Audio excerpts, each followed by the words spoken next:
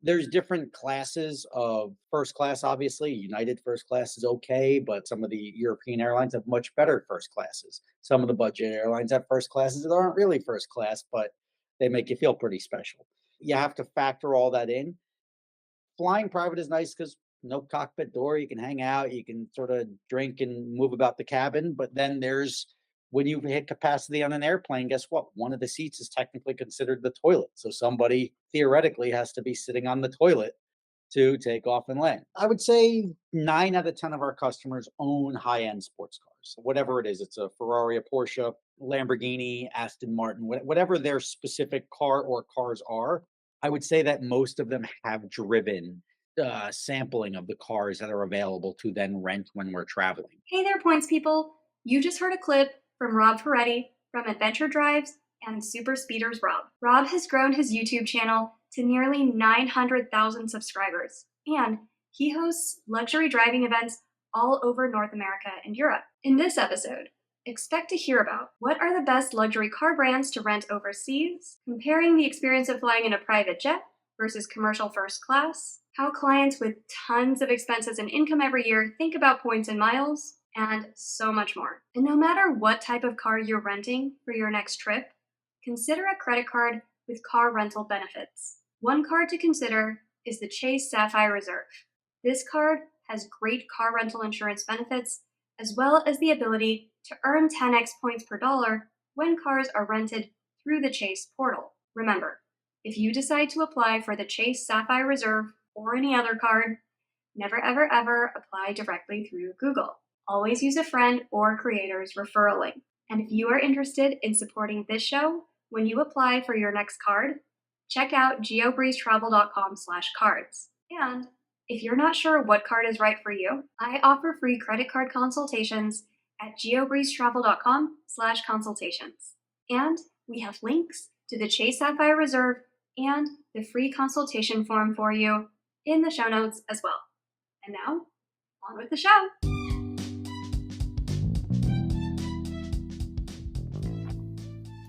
Welcome to the GeoBreeze Travel Podcast, a show for anyone wanting to level up their travel hacking lifestyle. I'm your host, Julia Menez. I'm a travel hacker, coach, speaker, Filipino-American ENTJ who loves solid travel gear and using shortcuts on spreadsheets. On this show, I'm on a mission to bring you travel hackers from all walks of life to help you level up your travel hacking game. We dive into credit cards, miles, points, strategy, mindset, and the secrets behind how to travel the world for next to no cost. So, let's get hacking. One of the best tips for saving on travel is to go where the deal is. Which is a cute saying, but how do you even know where the deals are? The best way to learn about deals is to sign up for an email subscription service like Thrifty Traveler, which sends dozens of flight deals to your inbox every week. Each deal has hundreds, potentially even thousands of dollars of savings. That's right, dozens of deals per week. That includes deals like $400 off of flights to the Virgin Islands, or $1,300 off of first-class suites to Hawaii, or even points deals like Thailand for 75,000 miles round trip, or hard-to-book business class award space in Qatar Q Suites. If you want to start saving hundreds of dollars per flight, sign up today at thriftytraveler.com and use the code GEO10. That's GEO10 to save $10 off of the annual subscription. Don't miss out because the best flight deals never last long. Thank you to Thrifty Traveler for partnering with this episode of the GeoBreeze Travel Podcast. Hey Rob, welcome to the GeoBreeze Travel Podcast. Hey, thanks for having me. I'm so excited to chat with you today because you have experienced so many different aspirational travel things that I know a lot of people in our audience would die to experience. We're going to talk about shipping luxury cars over the ocean. We're going to talk about if you wanted to drive one of these in a foreign country, like you wanted to drive around in Monaco or Germany or something like that. Logistically, how does that work? And we're also going to talk about first class versus private and what flying private is and the pros and cons of going that route versus going first class with points and miles. But before we jump into all of that, tell us a little bit about you and your background and how you got into the world of travel and your current businesses. Sure. I've actually been in the car world for quite some time, almost 25 years now. And I started out making DVDs, which turned into a YouTube channel. So I have a car related YouTube channel. While I was doing the DVDs, we were starting an exotic car rental company that sort of went hand in hand. So I've been renting out Ferraris and Lamborghinis and giving these people access to these sports cars that they otherwise might not be able to afford, or they own it somewhere else and they don't want to ship it back and forth. So it's cheaper to just rent when they arrive somewhere. I've done that not globally, but all over the United States. We had like 6 or 7 locations, East Coast, West Coast, and then down south. That company we sold in 2015. When we did so, we ended up opening a travel company. So I do luxury driving trips. This is my sort of vanity business where I was like, I don't have to work anymore. What do I want to do? This will be really fun. I can go travel the world and do all these cool things. And that's where the Adventure Drives company started. And lastly, I just started recently a luggage company. So I was looking for a new suitcase for myself. I couldn't find one, and I ended up making one. And now I'm going to be selling that as a retail product. Are most of your customers people who have never driven a Ferrari before and they're like, I'd love to get this experience and they want something that's a little bit more than just renting a Ferrari? Because I barely drive. I don't remember the last time I've driven a car. I make my husband drive, and we've definitely never driven a luxury vehicle like this. So, what is your target market and who joins these trips? I would say 9 out of 10 of our customers own high-end sports cars. Whatever it is, it's a Ferrari, a Porsche, Lamborghini, Aston Martin, whatever their specific car or cars are. I would say that most of them have driven sampling of the cars that are available to then rent when we're traveling. The trips, as I said, start at about $5,000, and the expensive ones they're 13 to 15,000 US dollars for the week, all inclusive, and then you have your flights and your rental car or transport expense on top of that. One of our bigger trips could end up costing 20 to $25,000 with a first class business ticket, with your rental car over there. Because my trip may be $15,000, but you spend another $10,000 to get a brand new Ferrari to drive through Italy. Because a lot of people, when we go to Germany, they may want a German car, a Porsche, a BMW, or Mercedes. When they go to Italy, they feel more Italian to drive around a Ferrari or a Lamborghini or a Maserati. There's no real rhyme or reason as to the personal choice people make when selecting their cars, but we're there to make sure that they have a good experience. And a lot of them have driven cars like that prior to coming out. So this isn't really an experience for non-car people. It's most of my current audience and current customers are car people that we're just putting these great driving experiences for. But the people that have come out as spouses or people that are like, I am not into cars. I just came because he asked me to come or whatever the situation is, have had a life-changing time and they've loved it.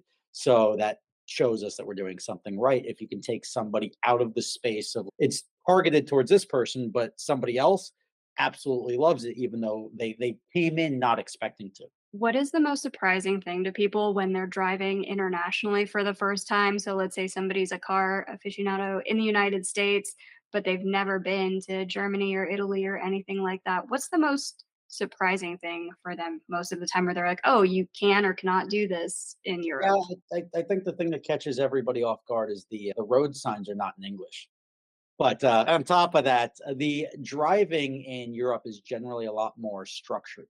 Now, we have the same basic rules over here in the US, which is you keep right except the pass, which, if implemented properly, traffic is more orderly, that people end up driving faster and the flow of traffic is quicker. We don't abide by that in the US. So it's more of a hodgepodge, and there's cops all over the place pulling people over, writing tickets. Europe, you don't really have that. You don't really see a lot of accidents. You don't see a lot of people. People always keep right. They always move out of your way. The pace of play is generally faster in a lot of countries. And even when people go to Germany, the Autobahn has unrestricted speed sections. You can literally have your car shaking because a car flies by you at 3 times as quick as you're driving. So, it's stuff like that. It's a better traffic system over there. It's a similar traffic system. We just don't abide by it and we don't enforce it properly over here. But you're also not really driving around there looking for cops. It's more speed camera based as far as enforcement and less like police on patrol. So you're not driving as fearfully. That makes sense. So, is a US driver's license enough to just start driving? anywhere else in the world, or what do you need? It is. So there's something called an international driver's license, and a lot of people feel the need to get it. All it does is really translate your license. It's not a requirement to go over there. I've traveled 30 to 40 trips to Europe. I've been pulled over in like a roadblock once for not a roadblock, but like a just a general enforcement. I just happened to be somewhere at night, northern Italy, and I was pulled over by the Carbonari, which is their like special police force. And I didn't have an international license. It wasn't a problem. Any rental counter, they don't require an international license. That's just to translate effectively your US license into a local language so that if you do get pulled over or a police officer needs to do something, they can get your information accurately versus trying to translate on the fly. When you were mentioning that a lot of these trips will often cost more than $10,000, especially once you include the business class flight or something over there, do you find that most of your clients are using points and miles to cover these flights, or they're just like, I'm paying 10,000 for a trip, I can pay another 10,000 for a flight because I own a Ferrari and that's the income bracket I'm in? Or what's kind of the mix there? Are people still looking for those kind of good deals with points and miles? We do see that. We do see people looking to maximize the use of their money. And some people may just take their business points and use it to sort of cover the whole trip for the year. So this is their sort of benefit to themselves that they get a free trip to go drive through Europe in a Ferrari for a week and it ends up costing them zero because they use their miles wisely. And there's obviously different programs that have different benefits when it comes to travel that they can use the points for multiples. Obviously, this is your specialty. So you can talk to this, but it works out very well for a lot of people, and a lot of people will use their points for upgrades, so maybe they'll pay for the coach ticket and upgrade with points to fly first class. Because a lot of the times on a domestic flight, not really as big of a deal, especially if you go in 3 or 4 hours, you don't need to fly business class or first class, but 99% of the flights that go to Europe from the US are overnight flights, and there's a big difference when you're flying and trying to go to sleep when you're sitting up or being able to get, like, a lay flat bed. So, a lot of people will generally, opt, especially on the way to Europe, to get the first class ticket over there so they can get a reasonable night's sleep because the if you don't get as much possible sleep on those flights as you can, you're waking up on just say 3 hours of sleep and you're starting your day because you're now landing in Europe at like 9 o'clock in the morning. So it's not like, oh, let me just go find my way to a hotel and go to sleep. You're hitting the ground running because everybody else's day has started. So for you to operate then on 3 hours of sleep and a couple of margaritas from the airport, you're going to have a rough time unless you get a good night's sleep. So trying to fight the travel pillows and everything while you're sitting up, if you can afford to, a lot of people go with the first class flight over there. On the way back, it's a different story because you do have that time benefit of flying backwards. You'll take off at 3 in the afternoon from Rome and you'll land at 6 o'clock in the US at 6 p.m. local time, Eastern time for me. So the goal is to, even though it was a long flight, you do want to stay up as long as possible so you can reset that clock. You stay up to 9 o'clock at night, you pass out, you wake up at 7 in the morning and you've gotten a full night's sleep and you're back on local time. So it helps with the jet lag to do that. So a lot of people will opt to not get the business class on the way back if they're trying to save money somewhere. They'll just fly business class there and then just standard or premium class back because they're going to be up on their laptop or watching movies most of the Yeah, flying west is always so much easier than flying east. Whether it's like going to Asia is so much easier than coming back from Asia. Going to Europe is so much harder than coming back from Europe. I completely agree with that. I think that's something that's really interesting with the buying behavior of a more luxury seeking premium customer is always how they think about prioritizing deals and maximizing all of that compared to somebody who is optimizing for saving money and lowest costs. And I'm always just so fascinated by this because when people are just first starting out with points and they're like, well, I spend about $100,000 a year. I'm opening like 2 or 4 cards a year or something like that. And the thought is, oh, if I'm spending $1 million a year and I'm the kind of person who owns multiple Ferraris and Lamborghinis and things like that, I would open 20 or 30 credit cards a year because I would get all of the sign up bonuses. And in reality, when you're in those upper echelons of very high income, high expenses, you're not opening 30 credit cards a year. What do a lot of your clients optimize for instead of sign up bonuses and lowest cost and all of those other things? So a lot of them focus on the best returns on what they're spending. So a lot of credit cards are very targeted towards travelers or certain businesses.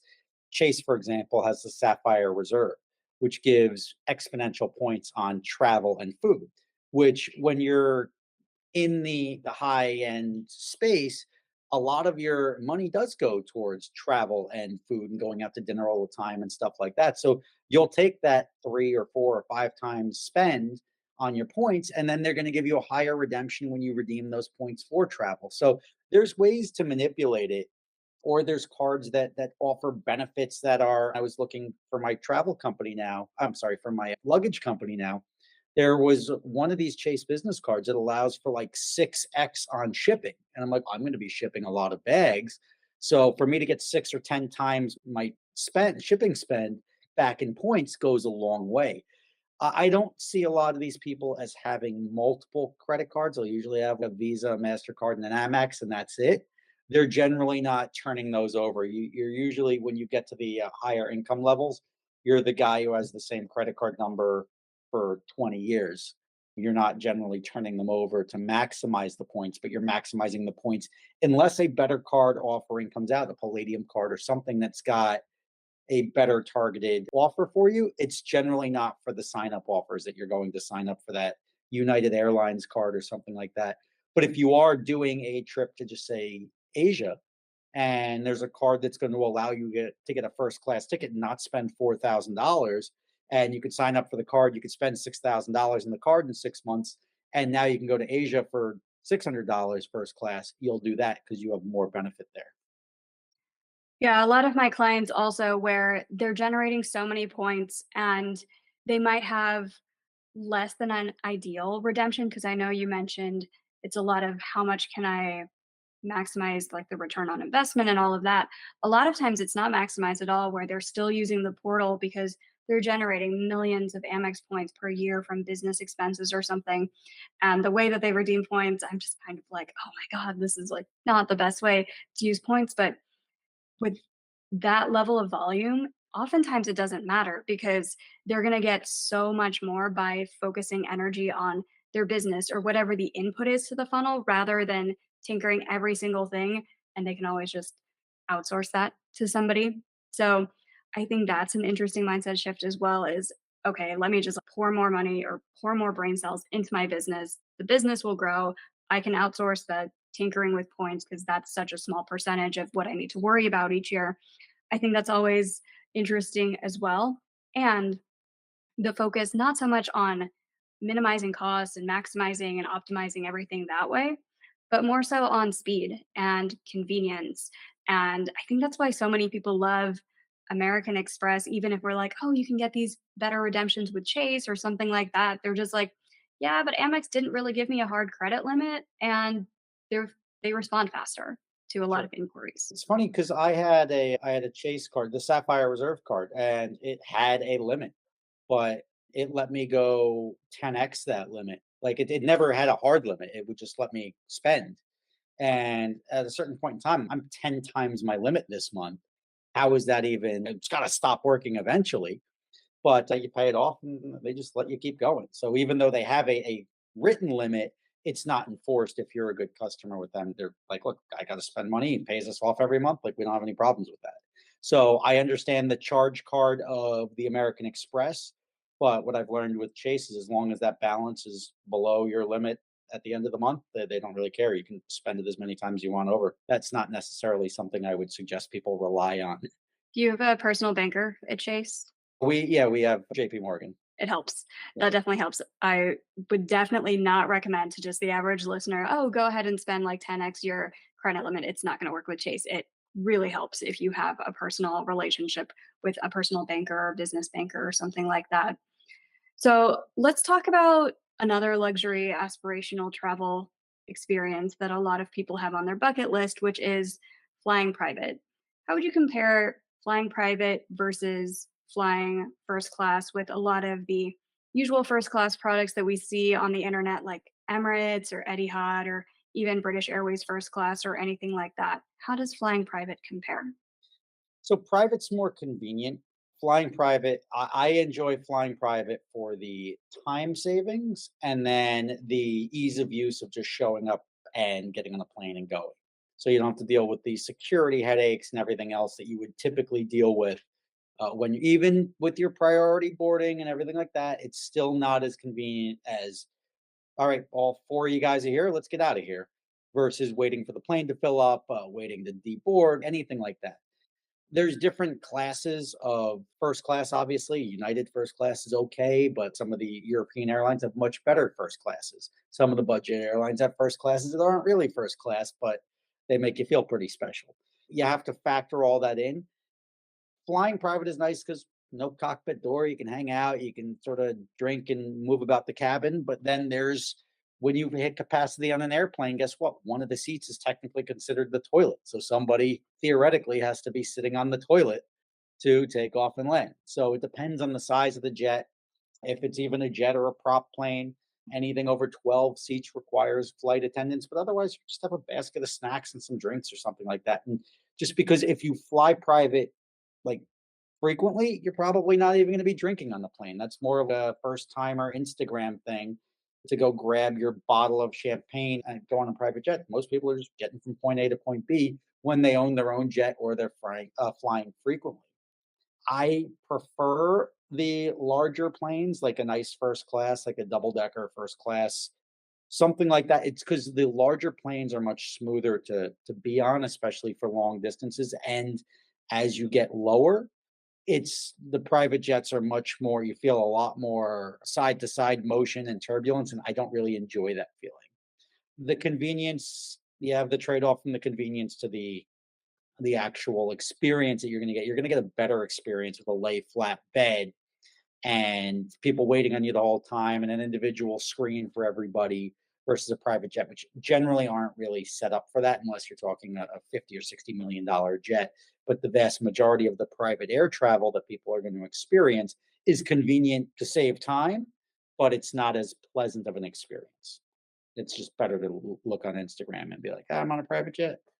Somebody's actually rich when they fly on private jets and they don't post about it on Instagram, Yeah. which then you would never know who those Yeah. people are because they're not posting about it. How long would you say is the ideal flight if you're like, yeah, under 4 hours, you're probably not going to get a great first class experience with American Airlines first class or United first class regionally? Anyway, most people would opt for private if they had the choice. Anything over X hours, take something like Emirates. What's kind of that? I would say probably 5 hours. So anything under 5 hours is probably significantly more convenient private. Anything over 5 hours, I would suggest a nice first class ticket. And the first class, even for all the tickets, is probably still cheaper than operating the jet to go to and from. Now, there's two ways to fly private. There's you're either flying on a rented jet, in which case, like if you're going somewhere that remote and it doesn't make sense to fly the jet back and forth, you got to pay for the thing to sit there. So you're paying for the pilots, you're paying for all these other expenses just from the jet sitting there. You're not just getting off and leaving. If it's something where there's like fractional shares or there's JSX or something that's like a pseudo private, like it's going back and forth no matter what. But there's a lot of different ways you can look at it. There's a lot of different cost structures in flying private, and it's something that'll make your head spin if you try to think of what's the most efficient. But that's the whole point of the private jets is these people have enough money that efficiency is not the problem. If the jet has to sit there for 5 or 6 or 8 or 10 days, you don't really care because it's great. It just cost you $400,000 to fly to Europe versus $40,000 for your family for a first class tickets for everybody. But you have the convenience. You have your own jet there. You can leave something on it or whatnot. So the person spending $400,000 to fly doesn't really care if it's $400,000 or 40,000. That is such a fascinating world because I was just thinking as you were explaining all that, I've flown JSX. I love JSX. It's 100 some dollars to fly between Las Vegas and Los Angeles. And it's really nice for not dealing with Los Angeles airport, especially just for a regional flight. It is not worth whatever I have to go through at Tom Bradley International or even Terminal 2 LAX just to get back to Las Vegas. So JSX is great for that convenience standpoint, but what's Yeah. like the most affordable way to realistically fly private? If you have enough people to share the cost of the plane, the cheapest way to fly private is to know somebody with a private jet and just jump on with them. That's the way I fly private because otherwise, like, I don't see the value in it. The only time I may see the value in it, we're going theoretically, it's probably a 50-minute to an hour and 10-minute flight to a wedding next August, and there's no direct flights. And it's like a 6-hour drive each way. And I was like, for that situation where we have a wedding and everybody's going up, it probably makes more sense for a handful of us to just split the jet and go up just for the convenience of it. Because obviously, 6 hours each way, that's a lot of driving. For a 50-minute flight, it's not the most expensive charter, so that sort of thing makes sense for me. Otherwise, I'm either flying commercial if it's something closer than that, I would just drive. How do people book these? Is there just a website? Do you have to know all of the different companies to go through? Because it's just an entire world to figure out what commercial flight to fly on. And should you go to Google Flights or AmericanAirlines.com or Delta.com? How does this work with private jets? You have to know all the carriers there? No, a lot of the times you're working through a broker. So a broker will help deal with your flights and arrange everything for you. Or you can go to a name like NetJets. So that's pretty much the go-to as far as fractional jet ownership and usage. But there's websites out there. There's like anything, there's apps. But if you don't want to start going through each individual app, you could just get a broker who's dealing with this daily and they'll sort it out for you. So if you had to transport not necessarily people, but something big like a car overseas, which I know you have experience with doing that with a lot of your clients, how do you ship a luxury vehicle over an ocean? What does that even entail? So it really depends on what the purpose is. If you're going both ways and you need it there quickly, then you ship it by air. So you can do air freight with vehicles. It's more expensive. It's $10,000 or $12,000 each way to ship a car, but it gets there pretty much same day, next day. But if you're gonna ship a car and you wanna be economical about it, believe it or not, it's cheap. It's actually relatively cheap to put it on the ocean. You put it in a container. You could either do a container or you could do a drive on, drive off. So they'll drive it on the boat and it gets shipped over there. The only difference is when you go to Europe with a car, Europe has a VAT, which is a value added tax. So what you have to do is you have to post something called a carnet, which is you have to give the tax to the government. Like you write them a check and they hold that check until you get rid of the car and get it out of the country effectively. Because otherwise, they don't want people to avoid paying the tax, which is pretty significant. It's 20 or 30% of the value of the vehicle. They don't want somebody to try to skirt the regulations and the tax by bringing a car over temporarily or for 6 months at a time or even longer without paying for that tax. So the carnet is something you'll have to put up in addition to the cost of the transport, which is relatively cheap. I want to say it's about $3,000 to ship a car to and from Europe via container or via ship. The only additional expense, which you pretty much have to get, is insurance. And the insurance is pretty much the same, if not more, than the shipping costs. So that's something I ran into when I was going to ship my Ferrari to Italy last year, which is I had to put the insurance is 1% of the value of the car, which now my insurance is going to cost me if on a $250,000 car, it was going to be $2,500 each way. So it's $5,000 for the insurance plus the $3,000 for the transport. And then I had to post the carnet, which doesn't cost you anything, or you can get like a carnet, like a almost like a bail bondsman if you go to jail. You'll pay a company to put up to post your carnet and you give them whatever. If it's $250,000, you give them 600 bucks and they'll post it for you for the 2 weeks or they guarantee it. So you're not writing the check, you're just paying them $600. Something like that is more difficult, but I generally I do the value equation on that. And I'm like, you know what? It makes more sense for me to just rent a car over there because I can get a car for 7,000 euros for the week, or I'm spending $8,000 to ship my own car over here. Like, it doesn't really make any sense to do that. So now I'm putting miles on somebody else's Ferrari. If it breaks down, they'll give me another one. If my car breaks down in Europe, I got to fix it. Is it ever an issue when you're shipping your car where obviously in America our steering wheels are on the left? If you were to go somewhere like England where they're driving on the other side of the road, what are the regulations on that? Are people allowed to just bring American cars and start driving around in the United Kingdom? Yeah, I mean, look, if you think about Europe, even though like you could drive like from Germany to the UK, so there's no regulation. You just have to be on the right side of the road. Where the steering wheel is doesn't really matter. I own a little Daihatsu, a mini truck, and the steering wheel's on the opposite side. Now it's less convenient if you're pulling up to, we don't even really have them anymore, but like a toll plaza where you have to throw change into a thing, or you have to pull up to a gate to get in or out of a parking lot. That's the only time, but then you just have to get out, and it's less convenient because your steering wheel's on the wrong side for the infrastructure, but it's not illegal. You can show up and drive in a left-hand or right-hand drive car in the UK. When someone's renting luxury vehicles in Europe or something like that, obviously you're probably not going through Hertz or Avis or one of those usual brands that we all usually hear about. What are the best brands if someone was like, I would like to rent a Lamborghini for a day in Italy? Where do you go? I'd like to say there's a best brand, but it's such a bad industry, even globally, and it's the rule of thumb would be look how long they've been in business. You can't go off of Google reviews anymore. You can't do any of that. Because a lot of these guys are just, it attracts the wrong sort of crowd, like that like sketchy car guy that's trying to put one over on you. And we had, as a group, we were taken advantage of once where we rented a bunch of cars. We got a great group deal for everybody, and they wouldn't take American Express. They would only take Visa, Mastercard for the security deposits, and they took 10,000 and 15,000 euro security deposits from each person. And then when the cars came back, they just kept everyone's security deposits. And they kept $80,000 in money in addition to the rental amounts, claiming, oh, damage. And there was no damage. They were just claiming. And it turns out we tried to file a lawsuit over there and go after them because through Visa MasterCard, they just said, yeah, here's an invoice. They kept it for longer or whatever. They just made up fraudulent invoices and we charged it back. And they always sided with the merchant over there, and it turns out there was other groups like we got taken for $80,000.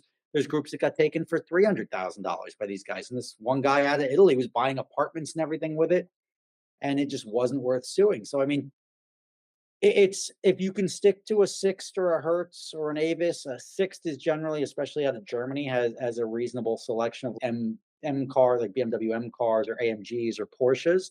It's usually going to be your cheapest and safest bet, but otherwise, just do your homework and try to cross your fingers. And if something doesn't smell right, like if it's a company that doesn't take certain credit cards or something that like that, you'll understand why. It's probably because they had an issue with them. But it's very difficult to screen out guys who are generally good salesmen and selling you on something. It's generally difficult to weed those out. But we've used other companies without fail since then, but they've never been the cheapest or the most aggressive when offering group pricing, but they've generally offered the best experiences overall.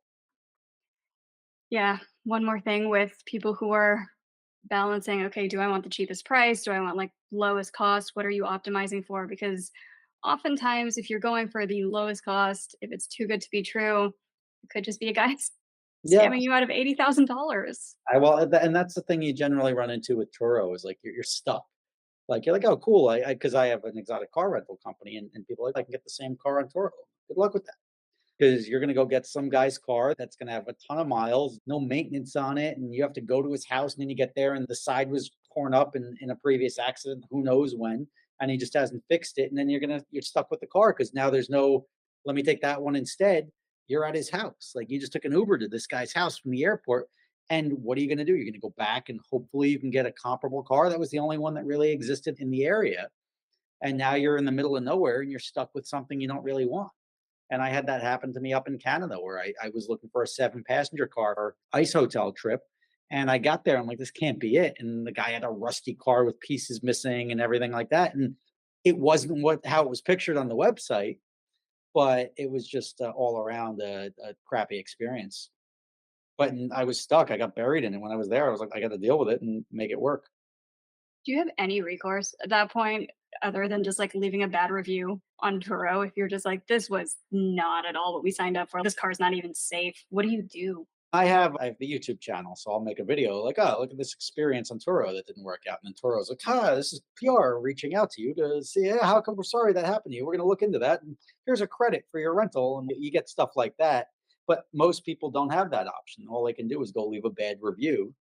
But even this guy's thing is like, "Hey, if you didn't enjoy anything, please don't leave a bad review." And I'm like, "Well, too late now. I already left a bad review." But you can't make it right. You've deceived me. You've given me a dirty car with rust all over it that's squeaking and making all sorts of noise. And frankly, not the safest thing I've ever driven, but also you've catfished me, so to speak, and that this isn't what you sold me. That like I can't do that as a company, but this guy doesn't matter. He's an individual, and he just posts a different car in there, and you have no idea he's got a bad reputation. You can just set up a different account.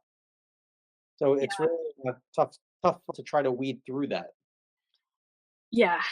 And I think that happens so often when you're like, I need to just get the lowest cost possible thing and like the best possible deal. So often you just get bad actors in there. That's another thing where what do you want to optimize for? And sometimes it's just I want to optimize for lowest headaches and I'll just go with a more reputable company. They might cost a little bit more, but hey, I'm not going to be driving a rest bucket across Canada into an ice hotel. Like that combination of words is just so scary to me where it's like, "This car is not gonna work," and you're in the middle of nowhere, Canada.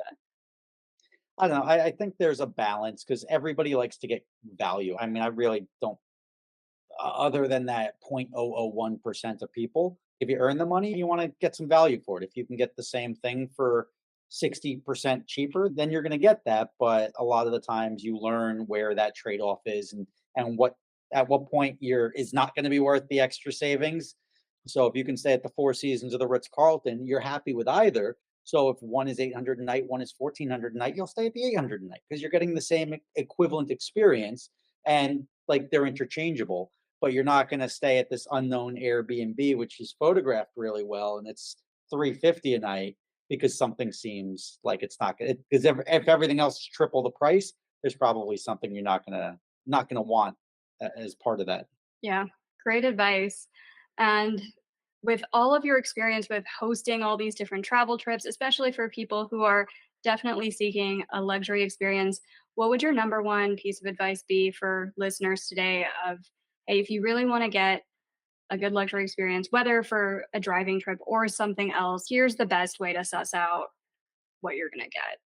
I always tell people to spend less on the flights when possible, right? If you can get a connecting flight, and this is even going to Monaco now, I saved $1,400 per flight by doing a connection, and it adds 4 hours to each direction. But for three tickets, like it saves $4,500. For the extra 4 hours each way, we'll make the best of it.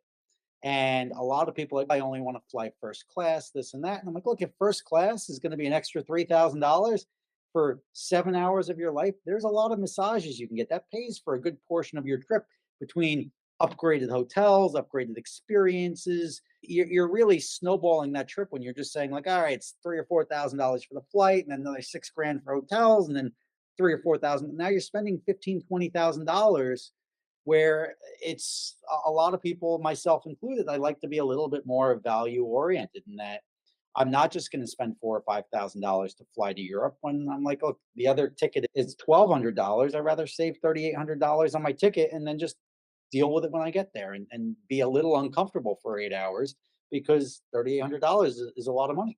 Yeah, absolutely. And I think just having a clear set of here are the things that I prioritize, and I recommend everyone do this when they're traveling of are you more of a plane person or more of a hotel person? I've had people who are like, the flight is 7 hours, but the hotel is 7 days. So like some people are like, I would rather spend more on the hotel. And those are things you want to prioritize ahead of time as well of where do you want to allocate more costs if you have to pull back on some expenses, where are those areas where you're okay doing more of a save instead of spend, and especially if you're traveling with anyone else, having those conversations together and not just spraying it on people later on. Fantastic advice. And the other thing I would suggest is, especially when traveling, I would prioritize the experiences because that's the stuff that you're going to look back on, not how comfortable the airplane was or like the hotel does add to the experience. But like when you're somewhere, do something cool. And a lot of people just go and do the usual Instagram photos without actually immersing themselves and doing cool experiences. But when you're in Italy, go do a pasta making, do wine tasting, go through Tuscany, do these things that are more than going and taking your Leaning Tower of Pisa picture. There's things that you can do to take a helicopter tour when you're on a glacier in whatever Alaska. Like those, go whale watching. Those experiences you'll talk about and remember and tell your kids and your grandkids, and you're not going to be like, well, you should have seen the meal that they gave me in my first class seat. That's generally more for comfort and showing off to people than it is in personal enjoyment. And the stuff that you're going to go back and look back on in your life is going to be the experiences and the travel itself, and not necessarily, you'll remember when it's bad, you'll remember when you had a bad hotel, but you're not going to necessarily fixate on the hotel or the airline. Yeah, it's a really interesting point of view because I know a lot of people who are listening right now are like, oh no, I'm going to talk about the first class experience forever. And maybe, yes, if it's your first class experience, first business class experience, like that JetBlue Mint flight that I took over to London, like it's forever core memory. Everything else, once you do something enough times, and I fly business class pretty much every time I'm crossing an ocean now. I don't want to say that it's gotten old yet because every time it is still pretty special. But my husband and I have intentionally been cutting back, and we're like, okay, instead of 4 overseas trips per year, maybe we just do 3 and then we explore more things around Las Vegas and around home because so many people want to just be like, oh, let's live life as a checklist of cool experiences, which I think after a while might take away from it a little bit, which I know sounds crazy to some people listening to this, where they're like, I've never even been on a business class flight yet, and I will forever cherish every business class experience. I think you will if you're taking like 1 per year. If you're suddenly they all start to blur together, I feel like it might take away from how special each of those experiences really is, and I think each one should be really special. Yeah, and I agree, but also I'm not everybody is made of unlimited money. I started with nothing, so I'm definitely a value guy. And I understand that spending extra money on stuff is really nice, especially if you have it. But once you start burning through that money, and it's like, look, this money, if I would have saved along the way, would have had me, I would have been retired 15 years sooner. I wouldn't have had to work as long. I would have been able to enjoy my life even more because you'd have money making yourself money. And unless you're traveling and living your life off of passive income from not having to work because you have that much money, I think business class should be sort of something that's you use points for, or you use your upgrades, or use airline miles or stuff like that. It's generally not the best use of money. I'm all for traveling and seeing the world and enjoying yourself, but remember what that cost is. And I'm not a luxury brand sort of guy. I save my ignore my wine room here, but like I put money into stuff like that because that's more valuable to me. Like I'll have this for my whole life. I didn't build this for anybody. I built this for myself. And I don't wear the Hermes belts and have all these Gucci this and fancy whatever Yeezys, or if that's canceled now, but whatever. I'm not. I'll save money where I can so I can then spend it where I want, and also invest it into other companies and make more money with it versus just spending it. Yeah, I think it's always so fascinating hearing how everybody thinks about prioritizing the money, especially when people like already have their own companies. You have an exotic luxury car company. I'm sure anybody who is listening to this on audio only and didn't see the video where you're like, not really a luxury guy. I'll just be like, you own Ferraris. So I just found that a little bit humorous too. But I'm always so fascinated hearing how people think about what to prioritize because you're so right. If you try to be like, everything is a priority and you just run through life reacting to stimuli and just buying everything that looks cool on Instagram, whether it is a first class flight or a bottle of wine or an Hermes bag or like a dining experience that's way out of budget. Yeah. It makes life really hard. I've had some content about index funds and investing and all of that. Let me know in the comments if you guys want more of it and how to build up wealth that way. But Rob, where can we find you if people want to learn more about cars or your travel style or anything else? Yeah, so I've got a couple of different websites. The travel company is adventuredrives.com. I've got gothamdreamcars.com is my rental company. Super Speeders is my YouTube channel. So I've got that on YouTube, Facebook, Snapchat, Instagram is just my name at Rob Ferretti. And then the luggage company is flipsideluggage.com. So that's going to be coming Q3 of this year. Perfect. Well, thank you again, Rob, so much for coming onto the show today and sharing all of your amazing experiences. I thank you for having me on.